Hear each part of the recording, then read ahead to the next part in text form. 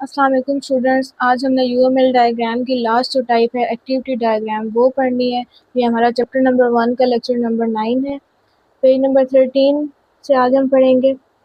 इससे पहले हमने यूज़ केस डायग्राम्स को देखा था, क्लास डायग्राम्स को देखा था और सीक्वेंस डायग्राम्स को देखा था। अब ये एक्टिविटी डायग्राम्स क्या होती हैं? एक्टिविटी डायग्राम्स में हम इलस्ट्रेट करते हैं द फ्लो ऑफ एक्टिविटीज़ और स्टेप्स इन अ प्रोसेस। अब ये प्रोसेस क्या है और इसमें एक्टिविटीज़ क्या क्या होती हैं, इसको हम इस डायग्राम की मदद से क्लियर करेंगे।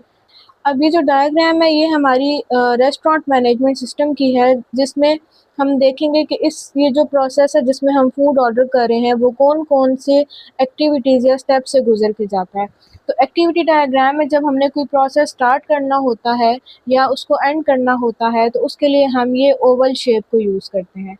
उसके बाद जो बाकी स्टेप्स होते हैं, एक्टिविटीज़ होती हैं, उनके लिए हम इस रेक्टेंगुलर बॉक्स को यूज़ करते हैं। फिर जो डिसीजन वाली एक स्टेट होती है उसके लिए हम इस डायमंड शेप को यूज़ करते हैं। और ये जो फील्ड सर्कल होता है ये शो करता है कि यहाँ पे जो हमारी एक पूरी डायग्राम है वो एंड हो चुकी है।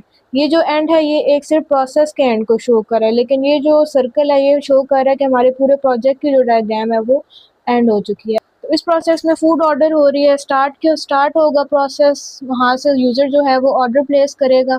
उसके बाद जो रेस्टोरेंट की टीम जो है वो फूड प्रिपरेशन करेगी।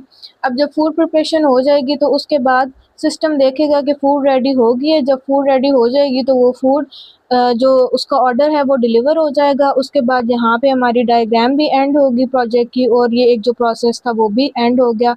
अब इसमें ये जो एरोज़ होते हैं ये हमें उन एक्टिविटीज़ या स्टेप्स का फ्लो शो कर रहे होते हैं प्रोसेस के अंदर।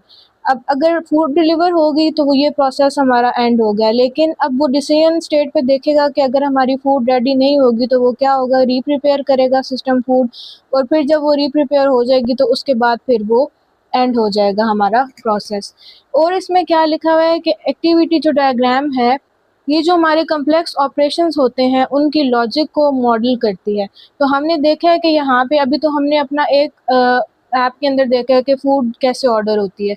इसी तरह और भी हमारे कॉम्प्लेक्स ऑपरेशंस जो हैं वो हमारे प्रोजेक्ट में परफॉर्म हो रहे होते हैं। तो एक्टिविटी डायग्राम उनको मॉडल करके, उनको एक विजुअलाइज़ करके हमें उनका फ़्लो बता के उन कॉम्प्लेक्स ऑपरेशंस को भी ईज़ी बना देती है। आई होप आपको आज का लेक्चर भी समझ आया होगा। अगर आपको कुछ भी डाउट्स हैं तो आप कमेंट में पूछ सकते हैं। अपना ख़्याल रखिएगा। अल्लाह हाफ़िज़।